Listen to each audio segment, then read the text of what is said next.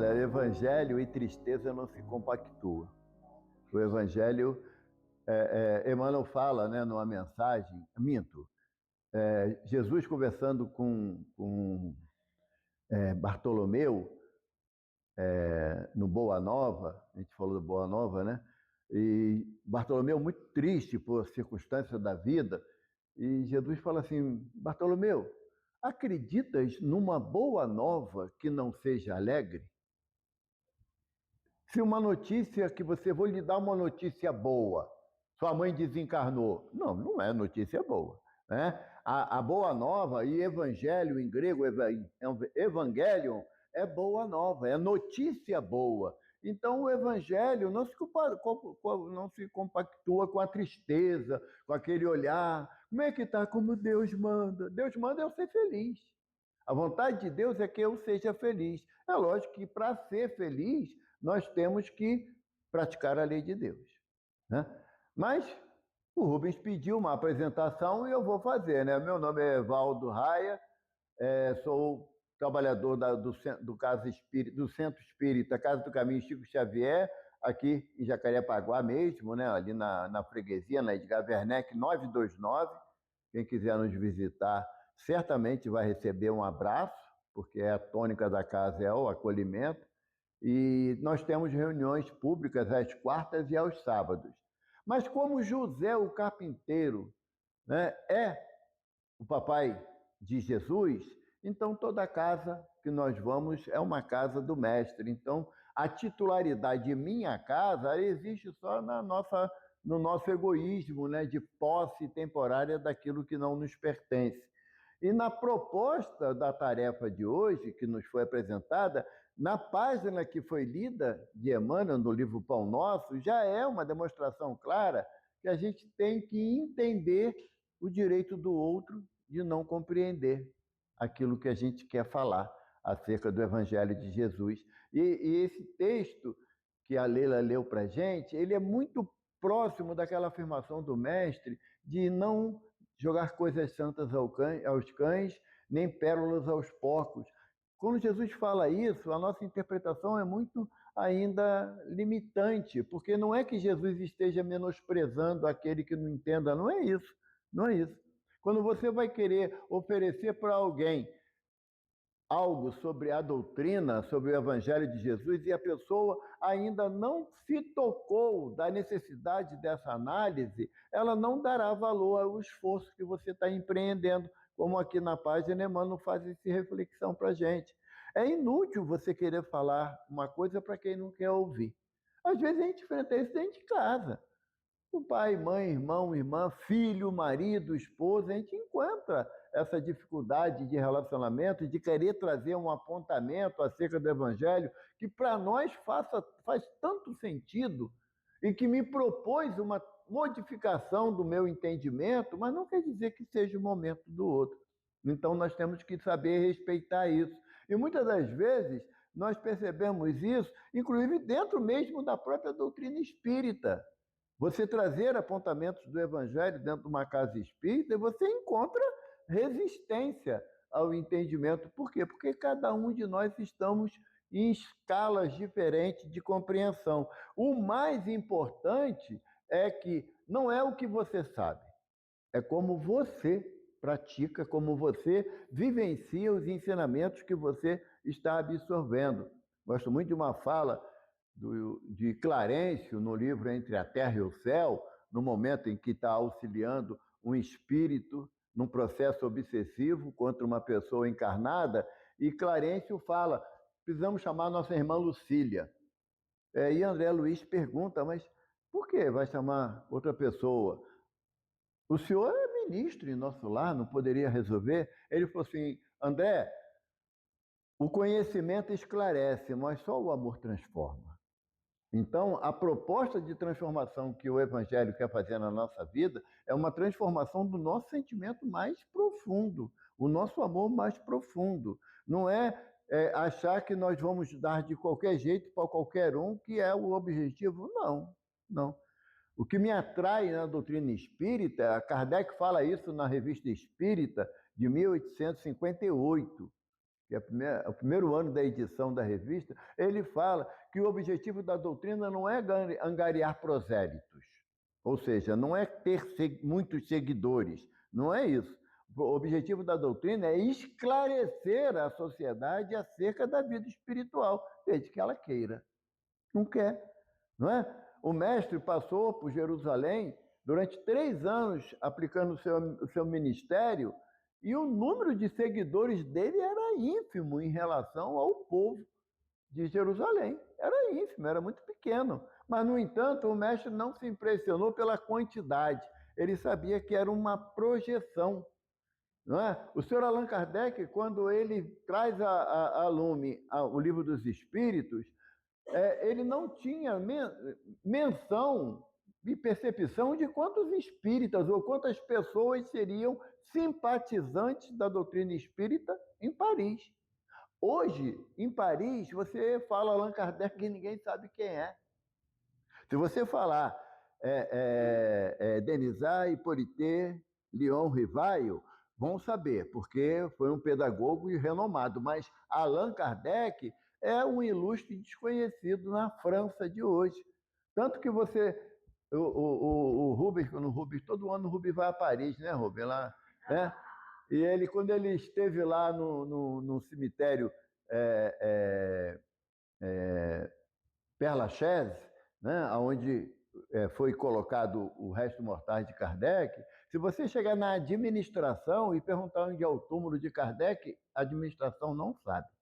Se você falar assim, onde é o túmulo mais florido? Aqui. Ah, na Alameda tal, tal e tal, e dá a indicação, é o túmulo aonde está o resto mortais de Kardec. Por quê? Porque o objetivo da doutrina não é massa, sabe?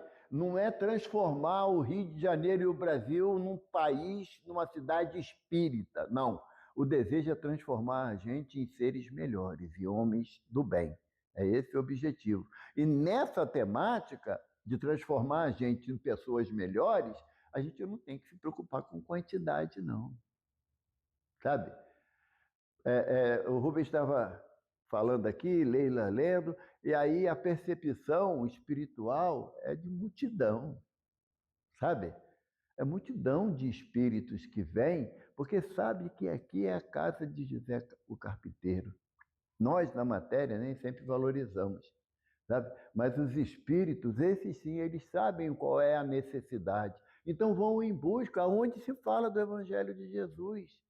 Porque se a gente colocasse aqui alguém para poder falar de economia, de socialismo, do que fosse, de repente até atrairia a atenção de alguns, mas estaríamos fragilizados no lado espiritual. E aqui o nosso caso é o oposto, sabe, Luiz? Jesus fala, onde tiver 2 ou mais reunidos, meu nome, eu estarei presente. E a presença do Mestre se faz através dos benfeitores que nos assistem. E o objetivo nosso é de que, a partir do momento que a gente traz o ensinamento, as ilustrações daquilo que o Evangelho nos propõe, a gente começa a interiorizar, sabe? Perdeu a graça ser ruim. Uma, uma situação que me chama muita atenção, citar de novo André Luiz, no livro Libertação, quem leu esse livro, de profundo ensinamento, no início do livro, o espírito chamado Matilde, o espírito de altas esferas, chega perto de Gúbio, que é um dos servidores do nosso lar, e ela fala assim, Gúbio, acreditamos ser o momento de nos aproximar de Gregório, pois há 50 anos ele está entediado do mal. Entediado, sabe? Faz o mal, mas não sente mais o prazer do mal. Aí eu falei, acho que Evaldo, o sobrenome de Evaldo era Gregório, em outra época, porque não tem mais graça para a gente fazer o mal, ostensivamente, sabe? A gente já tem aquela percepção de que eu preciso mudar, sabe? Repetir o mesmo erro é a síndrome da Gabriela, que eu sempre falo aqui, né? Nasci assim, cresci assim, vou morrer assim, voltar para um umbral assim, porque é repetitivo, sabe? E chega, tem uma hora que cansa você fazer a coisa errada e a gente começa a querer mudar. E é nisso que a casa espírita nos abraça. Não é com a exigência de mudar, não. É com a proposta de mudança. É a gente entender que o objetivo nosso nessa existência é começar a promover o entendimento do Evangelho de Jesus através da prática. Um benfeitor disse uma vez para a gente que entender o Evangelho é uma ação intelectual. Nós sabemos ler, escrever, então, logicamente, eu leio, tenho a capacidade interpretativa, isso é entender o Evangelho. Compreender o Evangelho é praticá-lo, sabe? É na hora que você tinha tudo para poder explodir numa situação e você opta em se calar, em entronizar o ensinamento de Jesus. É por isso que o tópico de hoje do nosso papo está lá no capítulo 18, né, do Evangelho, muitos os chamados e poucos os escolhidos, e o item 6 a 9 que o Rubens me deu, e é um tema que a gente vai ficar falando aqui até semana que vem, porque não dá para falar tanta coisa numa reunião só. Mas isso aí é covardia que o Rubens faz com a gente. Mas tudo bem, o senhor está vendo, tá? O senhor está vendo. Vou te chamar para ir lá na nossa casa lá, vou te dar o evangelho todo para você falar em 50 minutos, porque se vire, tá bom? Mas o tópico é o 6, 7, 8, e eles tratam, evidentemente, do momento em que Jesus nos orienta, que está lá no Evangelho de Mateus, capítulo 7, versículo 21 a 23, e está assim, eu vou dar uma leitura para a gente poder se ambientar, né? Jesus fala: nem todos os que me dizem Senhor, Senhor entrarão no reino dos céus. Apenas entrará aquele que faz a vontade do meu Pai que está nos céus. Muitos nesse dia me dirão: Senhor, Senhor, não profetizamos em teu nome? Está falando do palestrante. Não expulsamos em teu nome o demônio? Está falando do dirigente da casa. Não fizemos muitos milagres em teu nome? Está falando dos médiuns da casa. Então eu lhes direi em altas vozes: afastai-vos de mim, vós que fazeis obra de iniquidade. O que está falando Jesus? Obra de iniquidade. A minha ação difere da justiça de Deus. Porque Jesus fala para a gente: zelar em primeiro lugar por Deus e sua justiça. Ele não fala Deus e sua lei. Ele fala Deus e sua justiça. Porque a justiça de Deus, terceira parte do livro dos Espíritos, das leis morais, capítulo 11, lei de justiça, amor e caridade. A justiça de Deus é composta de amor e caridade. Qual é a concepção nossa de justiça? Errou, vai ser punido, vai ser castigado. E ainda trazemos essa percepção à luz do Evangelho. Não, estou passando por uma dificuldade na minha existência porque eu pequei contra Deus. Doce ilusão. Doce ilusão. Tá? O maior pecado que eu posso cometer é contra mim mesmo. Num erro que eu pratico diante do entendimento do Evangelho do Mestre, então é um erro contra mim mesmo. Eu sempre repito, gosto de repetir uma frase de Khalil Gibran Khalil, né, um poeta libanês já desencarnado. Ele falou assim: o divino mandou amar os inimigos. E obedeci, comecei a amar a mim mesmo. Que o maior inimigo da minha felicidade sou eu. Não, olha só, não dá, porque com aquele vizinho não tem jeito. Tem. Porque é Jesus quem fala. Se teu irmão te injuria, te calunia, deseja o seu mal, o que Jesus fala? Pega ele pelo pescoço ou ora por ele? Então, a proposta da oração a Deus por aquele que não me compreende é uma atribuição do cristão. O que Jesus exemplificou para a gente? Lá no alto da cruz. Dores exacerbadas que ele estava sentindo. Mas ele falou o quê? Pai, que a justiça se cumpra? Não. Se ele fala isso, fala um benfeitor nosso, que se Jesus tivesse pedido que a justiça fosse feita, a terra se desintegraria. Tamanha a nossa maldade, a nossa vibração ainda negativa. Ele diz: Pai, perdoa-os, pois não sabem o que fazem. Essa indulgência do Senhor, ela caracteriza que a gente começa a entender os erros que a gente está cometendo. Ele é prejudicial para quem? Para mim mesmo. Não foi o que Jesus fez quando chegou Malco, né, que era o centurião, para o prendê-lo, e Pedro fere a orelha, não decepou não, tá? Na Bíblia está dizendo que ferindo a orelha de Malco, Jesus o repreendeu. Pedro, embaia a tua espada, porque quem com ferro fere, com ferro será ferido. E estancou o sangue que estava jorrando na orelha de Malco e cicatrizou a ferida dele. Então, a proposta do mestre é não é retribuir o mal com o mal. Isso a gente já fez em várias existências e deu ruim para a gente.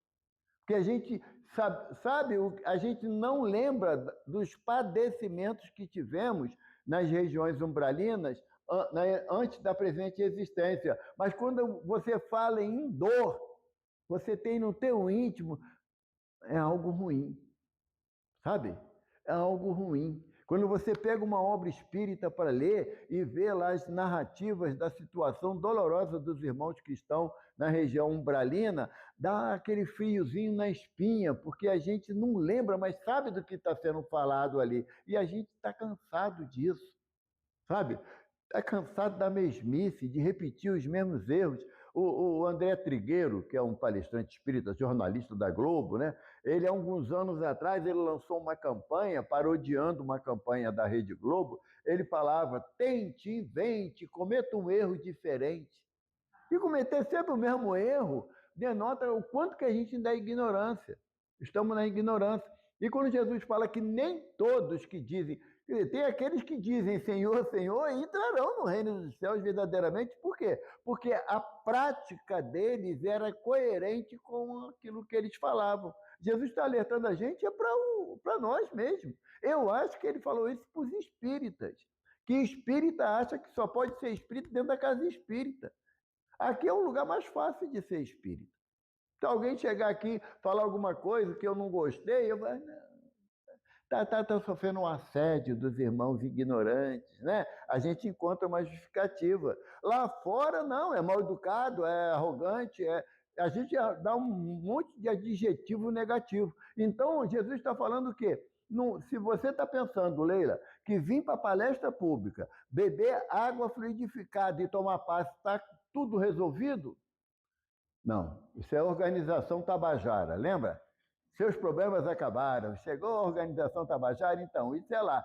Para a nossa modificação e quisermos ser contados como trabalhadores da seara do mestre, mudarmos nossas atitudes. Na página do Evangelho segundo o Espiritismo, acho que é no capítulo 17, Sede Perfeito, tem a página sobre o dever. E Lázaro fala que o dever é aquilo que você faz corretamente, mesmo que ninguém esteja vendo. Esse ninguém, Luiz, ele está se referindo a outro encarnado. Mas Paulo de Tarso fala que nós somos acompanhados por uma nuvem de testemunha.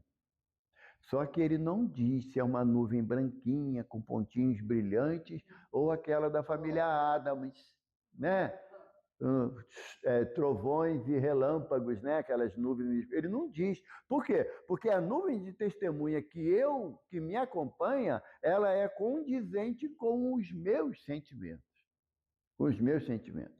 Tem um ditado popular que fala: diga-me com quem andas, que eu direi quem tu és. Doutor Bezerra mudou, Leila. Mudou. Os benfeitores vêm, eles têm certeza que a ideia, eu tenho certeza que a ideia deles é ajudar, sabe, Rubem? Mas tem hora que eles complicam a vida da gente, que o doutor Bezerra mudou. O doutor Bezerra fala assim: diga-me o que pensas que eu direi com quem tu andas. Aí complicou, porque eu tenho que começar a tomar conta dos meus pensamentos. Eu antes tomava conta da vida dos outros, agora eu tenho que tomar conta dos meus pensamentos. Por quê? Porque se eu penso negativamente, não, a vida está um horror. Olha, aqui em Jacarepaguá, Rio de Janeiro, isso aqui acabou. Acabou. Eu vou chamar para perto de mim quem? Os trabalhadores de Zé Carpinteiro ou os espíritos necessitados que ainda precisam da ação do mal? Quem eu estou chamando para junto de mim? E é culpa de quem? Então, a situação está difícil, tá? Porque eu estou orando pouco pelo meu semelhante, pelo meu próximo. Quando eu saio de casa de manhã, eu peço a Jesus para não ser assaltado. Eu devia pedir a Jesus que tirasse do coração de algum irmão a prática da violência. Então, aí eu estaria colaborando com a espiritualidade para que o ambiente se amenize, sabe? Então, por isso, o doutor Bezerra fala, diga-me o que pensas que eu direi com quem tu andas. Se eu saio de casa, isso aí é uma tônica que a gente reconhece, que é uma situação que vivemos um momento muito especial. Mas se eu saio de casa na apreensão do medo, eu vou ter trabalhador de Jesus junto de mim? Sabe? Aí, na hora que o bicho pega, eu vou gritar, Senhor, socorre-me. Ué, como? Se eu não fiz a lição de casa de eu mudar o meu mundo íntimo, sabe? Você pega o ônibus ou está dentro do Uber, aí alguém fala, o motorista do Uber, olha, hoje a situação está difícil, né? Se você falar, tá mesmo, como é que vai a conversa? Entende, gente? Então, essa frase do mestre, nem todos que dizem Senhor, Senhor entrarão no reino dos céus, Jesus está falando o quê? Como é que você procede diante das coisas corriqueiras da vida? Sabe? Não é chegar aqui hoje, eu vou trabalhar no passe. Eu acho que eu não desliguei o fogo do feijão. Tu apagou, amor? Fogo do feijão. Sabe? Eu não me compenetro daquilo que eu estou fazendo, eu não estou intimamente associado à espiritualidade da nossa casa para que a minha ação seja secundada por eles e eu possa ser o intermediário para lançar as energias benfazejas para aquele que está na minha frente. Nem todos que dizem Senhor, Senhor, a gente pensa sempre no macro, e não é. O Evangelho, tinha um livro antigo, não edita mais não, é Evangelho dos Humildes, o título do livro. Tem? Ah, você tem uma relíquia. Eu também tenho. Sabe? Também tenho. Eu comprei no sebo aqui no CEOI, que o CEOI disponibilizou vários livros para vender, eles acabaram com a biblioteca deles, né? Então, eu fui lá fazer palestra, aí tem lá aquela banca ali fora, ali, entendeu? Começa ali a garimpar ali. Aí eu comprei lá. O Evangelho dos Humildes, sabe? O Evangelho é o dia a dia da gente. Não é você chegar na casa espírita para poder falar do Evangelho. Eu e minha esposa, a gente brinca muito, que às vezes eu vou lá para fazer a faxina lá no centro, né? E eu estava lá, Rubi, lavando o banheiro. Lá são 5 banheiros lá no centro. Né? Aí eu lavando o banheiro, ainda escutando ainda quanta luz, aquela coisa toda aí, harmonia. Acabei de lavar o banheiro para ir embora. Aí o meu mentor falou assim: agora chega em casa, lava o teu. Não é? Porque fazer na casa espírita é facinho, o problema é em casa. Aí eu cheguei em casa, fui lavar o banheiro, ela falou: o que houve? Eu falei: orientação espiritual. Entende? Porque a nossa prática é onde nós convivemos, dentro de casa, no trabalho, na escola, onde a gente transita. A nossa prática da caridade não dá para ser feita aqui na casa espírita. Porque a espiritualidade compreende a minha fragilidade, mas não vai endossar a minha falsidade. Sabe? Aqui, Jesus fala, né? Quando quiseres orar ao Pai, recolha-te ao silêncio do teu quarto. E a frase que mais me incomoda: o Pai que vem em secreto, eu parando para pensar isso. O Pai que vem em secreto. Paulo fala que até os nossos pensamentos estão na conta de Deus, né? Aí não dá para você fingir que é bonzinho, sabe, mãe? Não dá. Nós já temos a consciência dentro da doutrina que tem hora que dá vontade de responder, de falar, dar uma resposta agressiva, dá. Espírito imperfeito que eu sou, perdão. Espírito inferior, imperfeito não. Imperfeito não. Inferior, porque eu sou obra de quem? Deus faz alguma coisa errada? Não. Então Deus me fez simples e ignorante. Ou seja, eu sou inferior moralmente ao meu objetivo, que é ser um espírito puro, não é? Mas imperfeito eu não sou. Porque Deus não faz nada imperfeito. Kardec coloca lá. Lá a partir da questão número 100 do Livro dos Espíritos, né? Começa na 107, a terceira classe. Espírito inferior. Ele não bota imperfeito. Espírito inferior. Segunda classe, espírito superior. Primeira classe, espírito puro. Então, nós somos espíritos, sabe, Luiz, inferiores pela nossa pouca moralidade. Eu ainda não tenho o desenvolvimento moral concernente com o meu desenvolvimento intelectual. Mas imperfeito eu não sou. Então, se eu sou um espírito ainda inferior moralmente, a espiritualidade que nos assiste sabe das minhas dificuldades. Sabe que tem hora que se eu não morder a língua, eu respondo. E mal, e agressivo. Então, é um controle que eu tenho que fazer. É um controle que eu tenho que fazer. Agora, dentro da casa espírita é fácil. Rubem, a cadeira está torta. Aí o Rubem, não está torta não. Então tá bom, não está. Em casa. Eu já falei que eu não quero esse prato aqui, eu não quero esse copo aqui, eu não quero isso aqui, a toalha está errada. A gente começa. E aí o outro, né, se é a esposa que fala, o marido fala, então não está bom, faz do teu jeito. Dá uma resposta logo agressiva. Por quê? Porque dentro de quem sou eu? Quem é o Evaldo? Esse dentro de casa ou no centro na hora da reunião? Então, vai adiantar eu falar, José, o carpinteiro, trabalhadores da prática do bem, me assistam nas minhas dificuldades? Aí a gente imagina, né? Aí a espiritualidade fala assim, ué, cadê o brabo?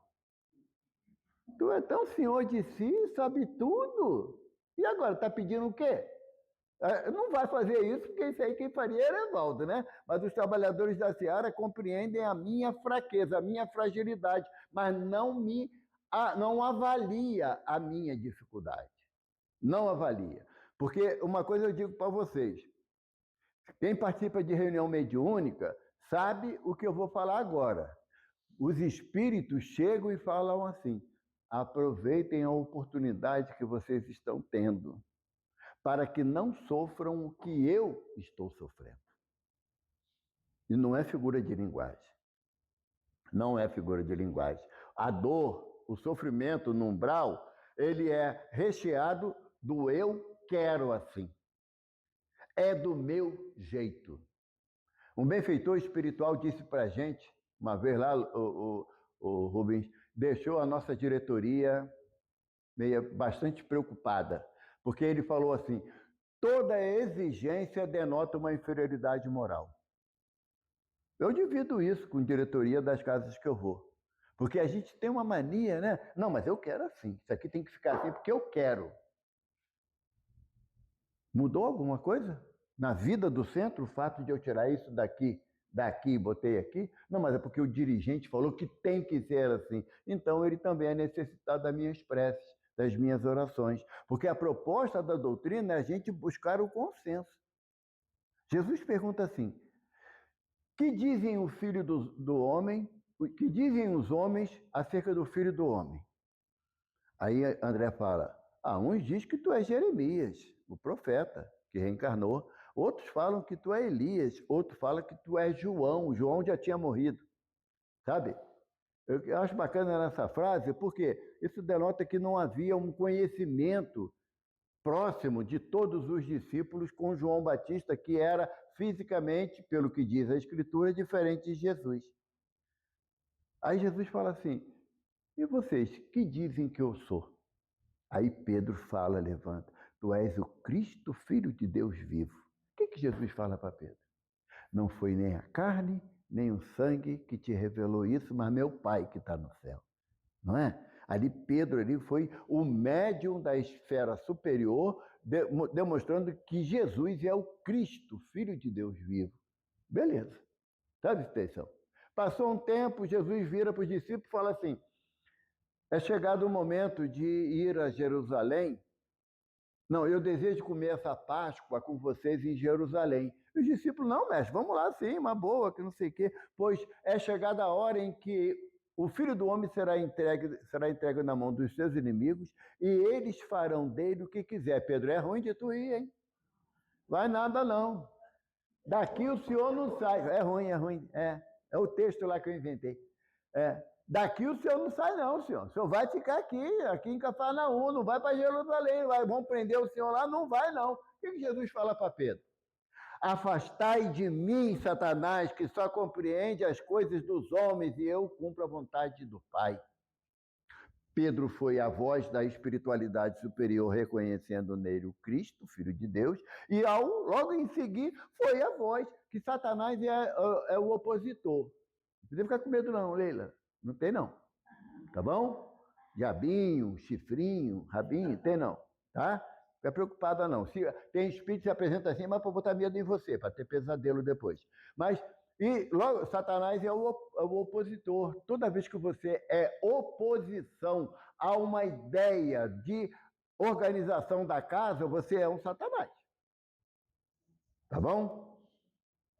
Pelo termo evangélico, sim. Por quê? Porque eu não faço, mas eu quero impedir que alguém faça. Entende?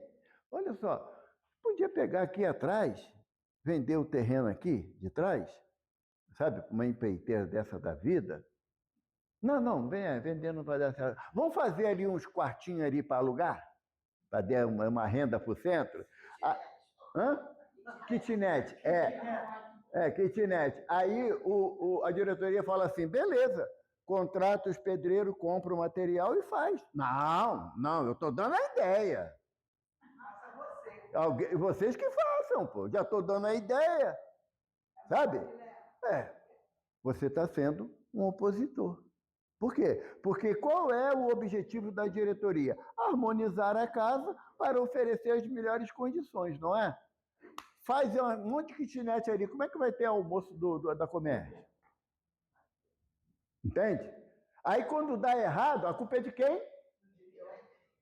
Da diretoria. Eu avisei que não ia dar certo. A gente fala assim, a gente não é. Nós é um povinho difícil, né? A gente é. Então, quando você não cumpre aquilo que você deveria fazer, num conceito de que é o da maioria, é o que é o bem maior para todos, você é opositor. Se você é opositor, não vai adiantar, quando desencarnar, ficar gritando por José o carpinteiro, não. Não, eu estava lá na casa, fiquei lá 30, 40 anos. Sabe? Eu recomendo vocês a lerem o livro Voltei, do irmão Jacó. Tá? Já leu, Luiz? Serviu para mudar alguma coisa na tua vida? Ah, que bom, glória a Deus por isso. Porque se você ler uma obra doutrinária, né, um romance, ou mesmo uma obra explicativa, igual a de André Luiz, e aquilo não faz nenhum sentido no teu processo de mudança, é melhor tu ler de novo. Eu já li 17 vezes. Porque está ruim de mudar a beça. Entende? Está ruim de mudar. Então, esse conceito que Jesus nos traz, de não adianta você querer dar carteirada. Quando desencarnar, não vai ter um crachazinho de José o Carpinteiro. Não tem. Eu já vi muitos espíritos lá, não tem. A irmã que desencarnou lá do CSX, quando eu a avistei espiritualmente a primeira vez, eu fiquei procurando, não tem nenhum sinalzinho que ela foi do CSX. Entende? Porque o que é importante é o que o evangelho é dentro do nosso coração. Isso é o que é importante. É quando você tem aquela vontade de responder e aí você fala assim, se fosse ontem, ontem eu não ia guardar a língua dentro da boca, não. Hoje já está reclamando, mas guarda. É um processo, sabe? Porque eu tenho uma informação muito importante para passar para vocês. Ao término dessa existência, vocês não serão espíritos puros. Não vai rolar, vocês são? Não vai. Tá, longe é perto. Longe é perto. Longe é perto. Porque a proporção que nós temos à luz do Evangelho é que hoje a gente já escuta o Evangelho. Olha isso aqui, vantagem absurda. Já escutamos o Evangelho para que ele faça sentido na minha jornada como espírito imortal, conquistas futuras, sabe? É conquista futura. Hoje, eu conscientemente, Luiz, já não desejo mal para você. Conscientemente, eu não vou fazer isso. Luiz, a gente sabe que não é lá grande coisa, né, Luiz? Mas desejar mal, não. A Lélia que falou. Tua irmã. Ela falou, eu acredito nela, tá? Sabe, a gente já tem essa propensão. Hã? Nós já somos empurrados a fazer o bem. Olha, Kardec pergunta aos benfeitores, né? se é imperioso não fazer o mal. E os espíritos dizem o quê? É imperioso fazer o bem, porque não fazer o bem já é o mal. Então a gente não tem mais justificativa, né? Que eu já falei isso, essa frase. Eu não faço o mal para ninguém, mas também não faço o bem, sabe? Aí já se torna o mal, sabe? Já se torna o mal. O Chico, ele estava bem doentinho, e aí ele, mentalmente, ele pensou assim, ele falou, eu já não sirvo para mais nada. Estou velho, né? Alguém vai falar comigo, tem que falar bem alto, perto da minha orelha, porque eu estou escutando mal. Eu, para falar também é difícil, a voz está fraquinha. Não aguento o peso de um lápis. Um homem que psicografou 412 livros, né? Não aguento, não sirvo para mais nada. Emmanuel apareceu e falou, não fala isso. Não fala isso. Enquanto você puder fazer a prece por alguém que está em sofrimento, desculpe, você tem muita valia ainda. Aí Emmanuel não discutia com Emmanuel, que sabia que não ia adiantar, né? Ia perder na certa. Aí o que Chico faz? Chama Nivaldo. Chico tinha dois filhos adotivos, né? O Eurípides e Nivaldo. Eurípides é o mais conhecido no movimento espírita. Nivaldo sempre foi muito caladinho, tímido, fazia tudo que precisava para ajudar o Chico, mas não gostava de aparecer. Ele chamou Nivaldo e falou assim: meu filho, dá um pulo na banca de jornal, compra o jornal mais barato que tiver lá para mim. Ele, Chico, o jornal mais barato só tem crime, se torcer sai sangue. Aí ele, pois é, meu filho, se tiver o nome de um criminoso, eu posso orar por ele. A gente vê uma notícia triste, né? Na televisão, na internet, a gente está vendo? Tem que ser preso, tem que ficar uns 200 anos preso, mas não faz uma prece, sabe? Não faz uma prece. Jesus nos propõe uma prática de uma caridade que é muito fácil. E eu, assim, o que me deixa pasmo comigo mesmo é pela facilidade que Jesus me propõe. Jesus fala assim para a gente: tive fome, me deste de comer. Tive sede, me deste de beber. Estava nu, me vestistes. Sem teto, me abrigastes. Preso e doente, foste me ver. Aí Jesus diz que o homem que faz isso, ele fala assim, mas quando foi que fizemos isso contigo, Senhor? E ele fala, quando fizeste a um dos mais pequeninos, é a mim que fizeste. Aí eu fico pensando, quantas vezes uma pessoa me pede um pão, um trocado para comprar um pão na rua, e eu julgo, vou dar não, vai beber, vai comprar droga, não é? Porque se eu estou dando não é mais meu.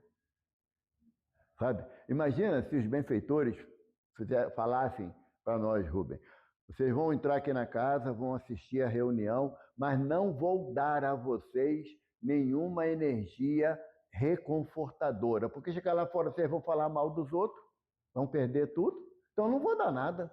É melhor assim que vocês não se comprometem. Fazem isso? Não. Não. Por quê? Porque a prática de dar é uma prática de caridade cristã. Aí, quando você tiver na sua necessidade, e a gente sabe que às vezes a necessidade é diária, as nossas dificuldades, por dor, por doença, por problema, preocupação, a família que às vezes está desajustada, né? O filho que não quer seguir a orientação do pai, o pai e a mãe que não se compreende dentro de casa. Nesse momento, eu tenho, à luz do Evangelho, a prática da oração. Mas a oração tem que vir conjugada com a mudança de comportamento. Para que na hora eu peça ajuda à espiritualidade, ela fala assim, é justo ajudar, porque ele está se esforçando. Não é porque a gente já fez a nossa transformação, não. Isso é a proposta do senhor Allan Kardec. O verdadeiro espírito é aquele que promove a sua reforma moral e pelo esforço que emprega em domar as más inclinações. O esforço, Conceição. Sabe?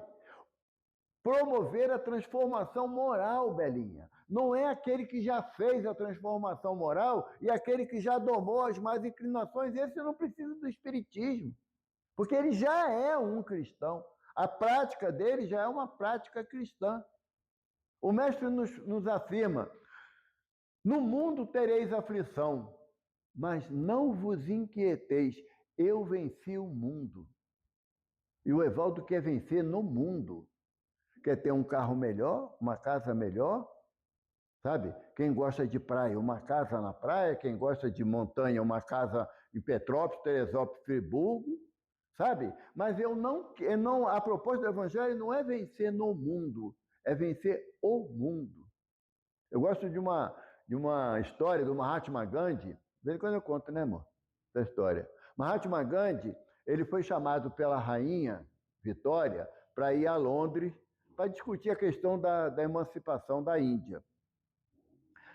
Foi de avião, chegou lá, um funcionário lá do governo foi buscar ele no aeroporto e eles estavam passeando numa avenida principal lá de Londres e Gandhi parou em frente a uma loja de departamento que tinha à época. E a loja era assim, lembra da Mesbla? Lembra? Assim, nem Ivana nem Isabela não sabe o que é, não. Mas né, a Mesbla tinha de tudo lá. Você entrava lá, era o mundo, né? Lá na Cinelândia, no passeio público, lá na Cinelândia. Gandhi parou em frente à loja. Na loja tinha da vara de pescar ao iate.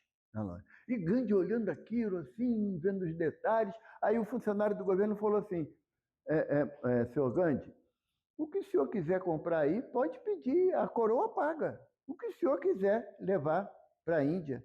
Aí ele falou assim: não, meu filho, eu estou olhando quantas coisas eu não preciso para viver. Sabe? É essa questão que ainda está difícil para o Evaldo, sabe? Porque ele começa a elencar aquilo que é importante para ele na vida material. Mas eu esqueço de procurar aquilo que é importante para eu, espírito imortal. Porque, querendo ou não, concordando ou não, feliz ou infeliz, eu vou ter que desencarnar. Eu vou ter que desencarnar. E o que eu vou levar na minha bagagem? Porque os espíritos dizem no Evangelho que a gente só leva para a espiritualidade o que a gente é, não o que a gente tem. E aí, nem a opinião eu vou levar, nem a minha opinião, porque quando eu quero que a minha opinião faça valer, o desencarne vai me mostrar que a minha opinião ela se torna secundária. Sabe? Então, gente, quando a proposta do Evangelho é que eu analise de que forma eu estou buscando o Senhor, tem que ser pelo grau da minha consciência mais ou menos tranquila. Porque eu estava no dia fazendo uma reflexão lá em casa, estava deitado lá, a Aurora estava deitada comigo, que é a minha cachorrinha, né? Ela fica deitada e tem hora que ela presta atenção em mim, sabe? Na próxima existência, eu acho que ela vem Evaldo, tá progredindo. Eu estava deitado lá, eu estava analisando o que minhas opiniões interferem na minha felicidade como espírito imortal. Sabe? Não, mas isso aqui está certo. Tá bom, se está certo, ela tem que ser aquela coisa que eu acho que está certa, ela deve fazer sentido na minha ação, na minha conduta. Na minha conduta. E o que aquilo dali tem esse peso real na minha conduta, na minha felicidade, sabe? Jesus fala: o meu alimento é fazer a vontade do Pai. Passada a ceia, a última ceia, depois que Jesus falou tudo o que ia acontecer com ele, Jesus fala assim: você sabe por que a doutrina espírita não entende o batismo como algo realmente de separação na condição do espírito, na condução do espírito? Que o espiritismo ele não adota o batismo, né? Como a Igreja Católica faz, os nossos irmãos protestantes fazem. A diferença da Igreja Católica do protestante é que o protestante faz com um jovem a partir dos 12 anos, ele pode decidir se batizar ou não, porque pelo ritual de passagem, né? E a Igreja Católica do recém-nascido. E a doutrina espírita não adota, não é que critica não, cada um tem o direito. Minhas filhas são batizadas, tá? Minhas 4 filhas biológicas são batizadas. Mas por que a doutrina não adota? Porque o nosso entendimento do batismo é diferente daquilo que está no Evangelho. Porque no Evangelho tem a passagem de João Batista, né? Só que se você for ler lá a citação do evangelista, vai dizer que João ungiu o Senhor, aspergiu água sobre a cabeça do Senhor. Por quê? Porque João Batista era profeta. Jesus, o rei dos reis. Quem pode ungir o rei é o profeta. Até hoje é assim. Se tem um rei em algum país, quem é que dá posse ao rei? Quem é que unge, coloca coroa na cabeça do rei? O Papa. Ele é convidado para isso. Ele é convidado para isso. A coroa, sim, significa ungir, dizer que ele assumiu aquele cargo por direito. Tá? Então, esse caso de João Batista e Jesus, João Batista ungiu, porque João fala assim, era eu que devia ir a você e você vem a mim. Aí Jesus fala assim, vim para que se cumpra o que está escrito, não é a lei. Não é a lei. Porque o que está escrito lá no primeiro livro de Reis, Saul era o rei que Samuel, profeta, ia ungir como o primeiro rei de Israel. Samuel, profeta, ungiu o rei, depois ungiu Davi como segundo rei. Está lá escrito, não é invenção da gente, não. Está lá escrito. Mas Jesus fala do batismo, Leila. Após a última ceia, Jesus diz assim, eis que é chegada a hora do meu batismo, e anseio que chegue logo. O que aconteceu com Jesus depois da última ceia? Ele foi para onde? Foi preso, castigado, e foi para a cruz, não foi? Então o batismo do cristão é a cruz. E aí, vamos batizar, povo? Vamos batizar? Porque o batismo do cristão é a cruz. Emmanuel fala que o cristão sabe que no final da sua jornada ele tem o quê? A glória ou a cruz? A cruz. O que é a cruz? Não é mais um madeiro, né? Porque do jeito que eu sou frouxo, botar um preguinho nessa mão ia dar ruim. Eu ia desencarnar de medo, sabe? Mas não é essa cruz, não. É quando eu tenho que crucificar os meus vícios, sabe? Os meus vícios, eu tenho que mudar do egoísmo para a fraternidade, do orgulho para a humildade. Isso daí, para um espírito encastelado no erro, é doloroso. É crucificação, sabe? Você olhar e aquela filha, né, que você pegou no colo, deu banho, comprou talquinho, aí vê agarrado no beiço de um cara. É horrível. Eu tenho 4, Luiz. Tenho 4. Não, mas aí o filho homem está beijando a filha dos outros. Não, está beijando o filho dos outros, a filha dos outros, aí é o problema dos outros. Eu estou preocupado, eu só tenho filha, tu acha que eu vou me preocupar? Pois é, tá vendo? Sabe? E eu não esqueço, até hoje, eu lembro o dia perfeitamente que eu vi a minha filha, minha primogênita, agarrada no beiço de um, sabe? Quando você começa a ter que trabalhar esse egoísmo, essa posse, esse ciúme desvairado, sabe? Uma vez a esposa de um amigo meu, ela era extremamente ciumenta mesmo. E ela tinha raiva de você falar com o marido dela. Ela tinha raiva. Ela não queria que ninguém falasse com ele, sabe? Antônio Carlos, o nome dele, ele não vai assistir, parece que ele é protestante, ele não vai assistir minhas palestras, não. Mas a esposa dele era assim. Ela levava ele todo dia no quartel, para ele não andar de ônibus falando com os outros.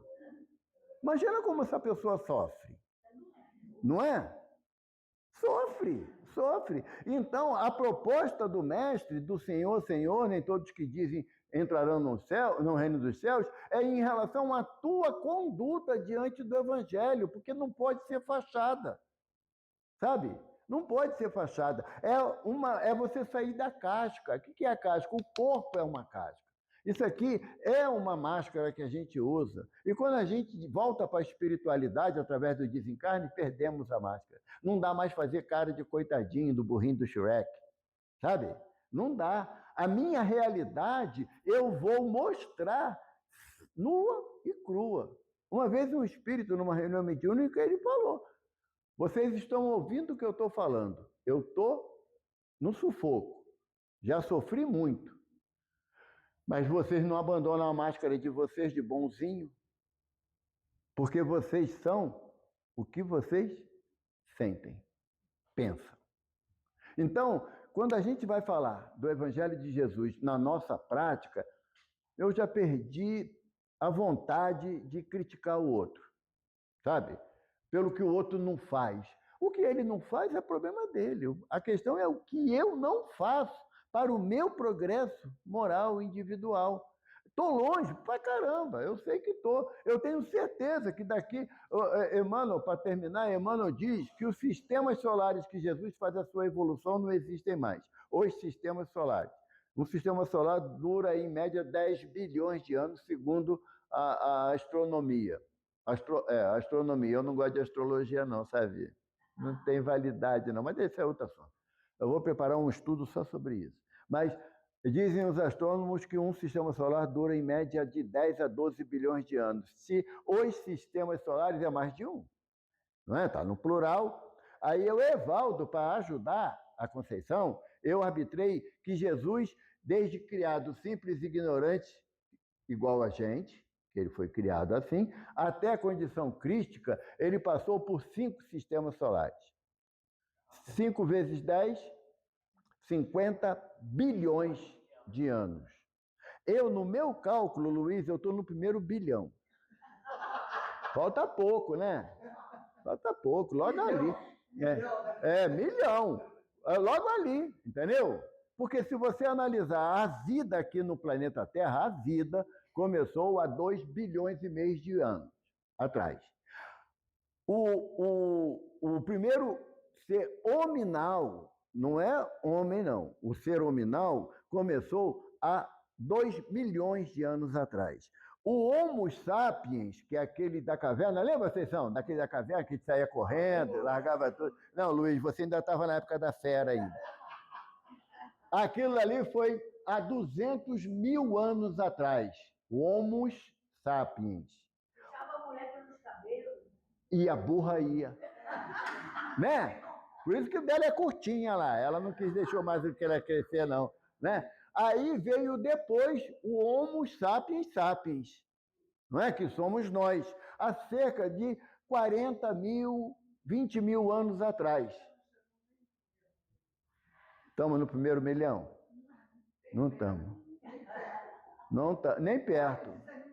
Não, não é a nossa realidade. Quando você vai brigar com o Vicente, que ele não faz nada certo, aí tu para e fala assim, mas eu também não faço. E agora, Vicente?